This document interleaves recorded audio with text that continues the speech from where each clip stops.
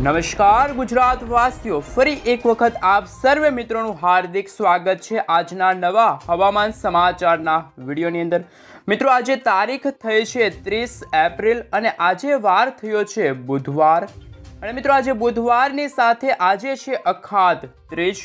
અને મિત્રો, હવામાન નિષ્ણાત એવા પરેશ ગોસ્વામીએ અખાત ત્રીજના પવનના આધારે આગાહી વ્યક્ત કરી છે વર્ષ 2025ની। અને મિત્રો, આજે હવામાન સમાચારનો વિડીયો છે એ ખાસ કરીને ખેડૂતો માટે ખૂબ જ મહત્વપૂર્ણ રહેવાનો છે। ખેડૂતોના વાવેતર, પાક વાવેતરને લઈને મહત્વના સમાચાર સામે આવી રહ્યા છે। એ પહેલાં મિત્રો, આપણે જાણી લઈએ કે અત્યારે વાતાવરણીય અસ્થિરતા જોવા મળી રહી છે। જ્યારે ગુજરાતના ભાગોની અંદર ગરમી અને ઉકળાટનું પ્રમાણ વધ્યું, તો ભારતના દક્ષિણી ભારતના ભાગોની અંદર વાતાવરણીય અસ્થિરતા જોવા મળી છે। દક્ષિણ ભારતના ભાગોની અંદર અત્યારે ભારે પવનો ફૂંકાઈ રહ્યા છે, વીજળીના ચમકારા થઈ રહ્યા છે, વાદળોના બંધારણ થઈ રહ્યા છે અને આગામી કલાકોની અંદર જ ફરી એક વખત ભર ઉનાળે જામશે વરસાદી માહોલ। પરંતુ મિત્રો, આજે તો આપણે આ વિડીયોની અંદર જાણીશું કે અખાત ત્રીજના પવનના આધારે કઈ કઈ રીતની આગાહી વ્યક્ત કરવામાં આવી છે। વર્ષ 2025નું ચોમાસું કેવું રહેશે? શું ખેડૂતો માટે આ વર્ષ 2025નું ચોમાસું થોડુંક ભારે જવાનું છે? ખેડૂતોના પાકને નુકસાન થશે આ વર્ષ 2025ના ચોમાસાને લઈને? તો મિત્રો, એમના વિશે ખાસ કરીને મિત્રો એક નકશો રજૂ કરવામાં આવી રહ્યો છે અખાત ત્રીજના પવનને આધારે। એમના વિશે મિત્રો હાલ થોડીક વિગતવાર માહિતી મેળવીએ। હાલ મિત્રો, અત્યારે નકશો રજૂ કરવામાં આવી રહ્યો છે, એક ચાર્ટ દર્શાવવામાં આવી રહ્યો છે, એમના વિશે સવિસ્તાર માહિતી મેળવીએ, અપડેટ મેળવીએ। તો મિત્રો જુઓ, આ વર્ષ 2025ના ચોમાસાની આગોતરું એધાણ કહી શકાય કે હવામાન નિષ્ણાંત એવા પરેશ ગોસ્વામીએ મિત્રો હાલ જે અખાત ત્રીજના પવનના આધારે વર્ષ 2025ની આગાહી વ્યક્ત કરી છે એમના વિશે વાત કરીએ તો મિત્રો જુઓ, આ વખતનો પવન જો આજે અખાત ત્રીજના રોજ જો ઈશાન દિશા તરફથી આવશે, એટલે મિત્રો આ દિશા તરફથી આવશે, તો આપણે સ્વાભાવિક રીતે કહી શકાય કે આ રીતે પવન આવશે તો સારું એવું ચોમાસું જે છે એ પણ અત્યારે હાલ નકશામાં દર્શાવવામાં આવી રહ્યું છે। અને જો સાથે સાથે ખેડૂતો માટે થોડીક ચિંતાની વાત પણ આવી છે, રોગમાં જીવાત પણ વધશે જો ઈશાન દિશા તરફથી પવન હશે તો। સાથે મિત્રો, પૂર્વ દિશા તરફથી જો પવન આવશે, એટલે મિત્રો આ ઉપરની દિશા તરફથી જો પવનની ગતિવિધિ હશે તો નબળું ચોમાસું થશે, તો ખેડૂતોના પાકને પણ થોડુંક વધારે નુકસાન થશે।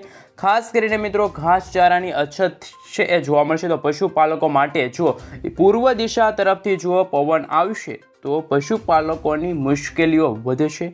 આ સાથે મિત્રો, જો અગ્નિ દિશા તરફથી જો પવનો આવશે તો મિત્રો ખાસ કરીને દુષ્કાળ પડી શકે છે। દુષ્કાળ પડી શકે તો મિત્રો ખાસ કરીને તમામ ખેડૂતો માટે આ એક ખરાબ સમાચાર ગણવામાં આવશે। જો મિત્રો દક્ષિણ દિશા તરફથી જો પવન ફૂંકાશે તો અનાજ છે, ઘાસચારાનો અભાવ થશે, વર્ષ ખૂબ જ નબળું થઈ શકે છે। તો આ પણ મિત્રો એક સારા એવા હવામાન સમાચાર નથી।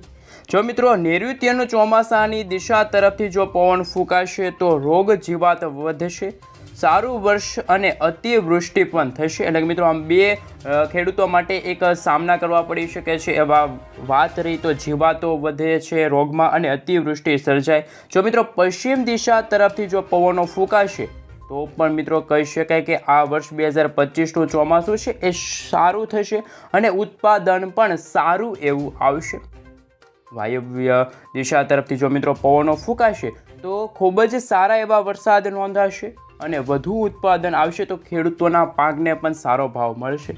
અને જો ઉત્તર દિશા તરફથી જો પવનો ફૂંકાય તો આ વર્ષ રહેશે ખૂબ જ અગત્યનું, ખેડૂતો માટે ખૂબ જ સારું, અમૃત વર્ષ ગણવામાં આવે છે। વર્ષ ખૂબ જ સારું જાય છે। તો મિત્રો જો બે દિશા તરફથી જો પવનો ફૂંકાય તો જ ખેડૂતો માટે આ વર્ષ 2025નું ચોમાસું છે એ સારું જશે, નહીંતર તો ખેડૂતોને મુશ્કેલીનો સામનો આ વર્ષ 2025 અંતર્ગત કરવો પડશે। તો મિત્રો જો આપણે જોવાનું છે કે જો ઉત્તર અને જે વાયવ્ય દિશા તરફથી જો પવનો ફૂંકાશે, જો મિત્રો આ પવનો ફૂંકાશે, આ રીતની જે ગતિવિધિ હશે હવામાનને લઈને, તો ખેડૂતો માટે સારા સમાચાર સાબિત થશે। જો ઉત્તર અને વાયવ્ય દિશા તરફથી પવન ફૂંકાશે તો જ વાતાવરણની અનુકૂળતા જે ખેડૂતોના પાકને સારા એવા ઉગાવો આવશે અને ખેડૂતો ને અમૃત વર્ષ ગણવામાં આવશે, સારો વરસાદ નોંધાશે. તો મિત્રો આજે અત્યારે જે અખાત ત્રીજના આધારે મિત્રો ખાસ કરીને હવામાન નિષ્ણાત એવા પરેશ ગોસ્વામીએ મિત્રો જે અત્યારે આગાહી વ્યક્ત કરી છે વર્ષ 2025ની, આ તમામ ખેડૂત મિત્રોએ ખાસ કરીને આ હવામાન સમાચારની નોંધ છે તમામ ગુજરાતના ખેડૂતવાસીઓએ લેવાની છે. હવે મિત્રો આપણે જાણીશું ઇન્ડિયન મોન્સૂન ડિપાર્ટમેન્ટ તરફથી એટલે કે મિત્રો જે હવામાન વિભાગ છે, હવામાન વિભાગ એટલે કે મિત્રો IMD તરફથી જે સમગ્ર ભારત દેશને લઈને, ગુજરાત રાજ્યને લઈને જુદી મિત્રો આગાહી વ્યક્ત કરવામાં આવી છે, જુદા એલર્ટો દર્શાવવામાં આવી રહ્યા છે, એમના વિશે સવિસ્તાર માહિતી મેળવી. તો મિત્રો આજે તારીખ થઈ ગઈ છે 30 એપ્રિલ અને મિત્રો આજે વાર થયો છે બુધવાર અને બુધવારની સાથે અખાત ત્રીજ છે અને અખાત ત્રીજને લઈને હવામાન સમાચાર મળી રહ્યા છે. આજે ગુજરાતમાં તો મિત્રો આમ સ્વાભાવિક રીતે બે રીતનું વાતાવરણ જોવા મળશે. જ્યારે ગુજરાતના જે દરિયાઈ કાંઠાનો ભાગ છે જ્યાં બે રીતનું અત્યારે એલર્ટ દર્શાવવામાં આવ્યું છે, એક છે ઓરેન્જ એલર્ટ ને એક છે યલો એલર્ટ.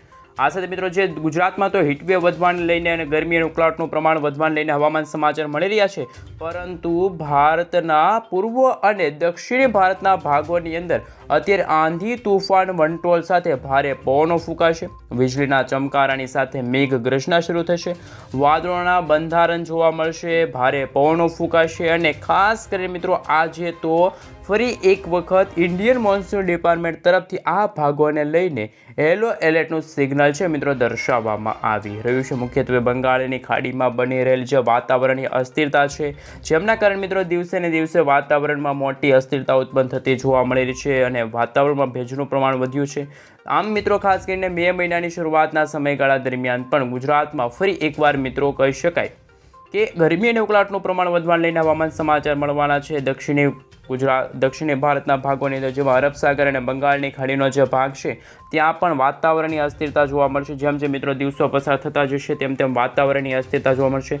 ભારતના પશ્ચિમી ભારતના ભાગોની અંદર પણ ભારે પવનો, વીજળીના ચમકારાની સાથે મેઘ ગર્જના શરૂ થતી હશે.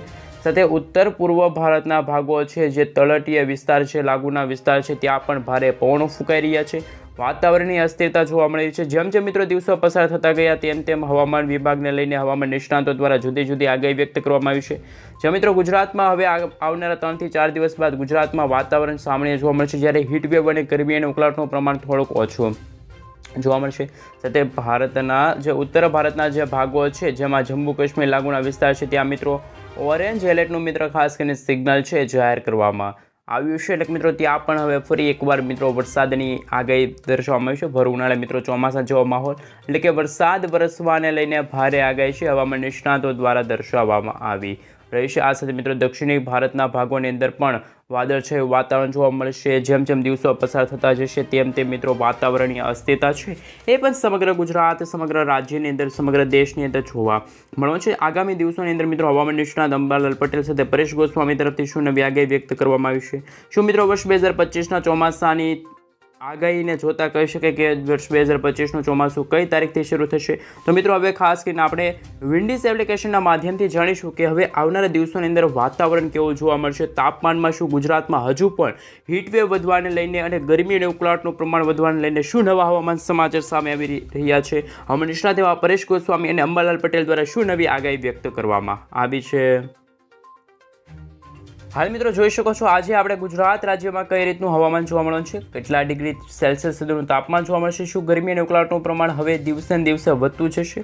તો મિત્રો ઉકળાટ અને ગરમીને એમને લઈને હવામાન સમાચાર સામે આવી રહ્યા છે, એમના વિશે મિત્રો સવિસ્તાર હવામાન સમાચાર વિશે વાત કરીએ તો આજે કચ્છ લાગુના વિસ્તાર છે, જેમાં ખાવડ લાગુના વિસ્તાર છે, ગાંધીધામ લાગુના વિસ્તાર છે, નડિયાદ લાગુના વિસ્તાર છે, જેમાં આજે ખાસ કરીને 43 ડિગ્રી સેલ્સિયસ સુધીનું તાપમાન છે જોવા મળવાનું છે. આ સાથે મિત્રો જે ગુજરાતના દરિયાઈ કાંઠાના જે ભાગો છે જેમાં જામનગર લાગુના વિસ્તાર છે, આ સાથે મિત્રો જે દ્વારકા લાગુના વિસ્તાર છે, આ બંને ભાગોની અંદર મિત્રો 32 અને 38 ડિગ્રી સેલ્સિયસ સુધીનું તાપમાન છે જોવા મળવાનું છે. જૂનાગઢ છે, ઉના છે, ભાવનગર છે, ભાવનગરના મિત્રો જે ખાસ કરીને જે પર્વતીય વિસ્તારો છે ત્યાં પણ મિત્રો ગરમી અને ઉકળાટનું પ્રમાણ ભારે અત્યારે વધતું જોવા મળી રહ્યું છે, જેમાં આજે પાલિતાણામાં 45 ડિગ્રી સેલ્સિયસ સુધીનું તાપમાન, સોનગઢમાં 44 ડિગ્રી સેલ્સિયસ સુધીનું તાપમાન જોવા મળી રહ્યું છે. સાથે ખડસલિયા જે લાગુ વિસ્તાર છે જે દરિયાઈ કાંઠાનો ભાગ છે ત્યાં મિત્રો 34 ડિગ્રી સેલ્સિયસ સુધીનું તાપમાન જોવા મળશે. તળાજા છે તે 37 છે, મહુવામાં પણ 34 ડિગ્રી સેલ્સિયસ સુધીનું તાપમાન છે હવામાન સમાચાર છે સામે આવી રહ્યા છે. સાથે મિત્રો ભારતના અને ગુજરાતના જે દક્ષિણી ગુજરાતનો જે ભાગ છે ત્યાં પણ મિત્રો વાતાવરણની અસ્થિરતા જોવા મળી રહી છે, ભેજનું પ્રમાણ વધતું જોવા મળી રહ્યું છે, ગરમી અને ઉકળાટનું પ્રમાણ વધતું જોવા મળી રહ્યું છે, જેમાં સુરત લાગુના વિસ્તાર છે, વલસાડ લાગુના વિસ્તાર છે. સુરતમાં મિત્રો 38 ડિગ્રી સેલ્સિયસ સુધીનું તાપમાન છે, વલસાડમાં મિત્રો 34 ડિગ્રી સેલ્સિયસ સુધીનું તાપમાન છે જોવા મળવાનું છે. ગરમી અને ઉકળાટનું પ્રમાણ વધશે, જેમાં મિત્રો મહેસાણા છે, અમદાવાદ છે, વડોદરા છે, ત્યાં મિત્રો 44 ડિગ્રી સેલ્સિયસ સુધીનું તાપમાન છે એ જોવા મળવાનું છે. ગરમી અને ઉકળાટનું પ્રમાણ હવે દિવસે ને દિવસે વધતું જોવા મળી રહ્યું છે. તો હવે મિત્રો આપણે જાણીશું કે જે દક્ષિણી ભારતના જે ભાગો છે ત્યાં મિત્રો વાતાવરણમાં જો અત્યારે ગુજરાતમાં તો ગરમી અને ઉકળાટનું પ્રમાણ વધી રહ્યું છે, પરંતુ જે આ દક્ષિણી ગુજરાત, દક્ષિણી ભારતના જે ભાગો છે ત્યાં અત્યારે એક સાયક્લોનિક સર્ક્યુલેશન બનતી જોવા મળી રહી છે, વરસાદી સિસ્ટમ આકાર પામતી જોવા મળી રહી છે.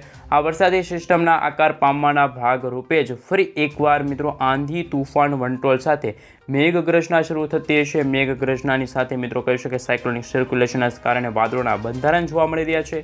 હાલ મિત્રો અખાત્રીજને લઈને પણ હાલ મિત્રો હવામાન સમાચાર મળી રહ્યા છે. જો મિત્રો ઉત્તર અને જે વાયવ્ય દિશા તરફથી જો પવન ફૂંકાશે તો જ ખેડૂતો માટે સારું ચોમાસું છે આ વર્ષ 2025 અંતર્ગત છે. મિત્રો તમે ગુજ્જુ વેધર યુટ્યુબ ચેનલ પર નવા આવ્યા છો તો ખાસ મિત્રો વિડીયોને લાઇક કરી દેજો અને ચેનલને સબસ્ક્રાઇબ કરવાનું ના ભૂલતા.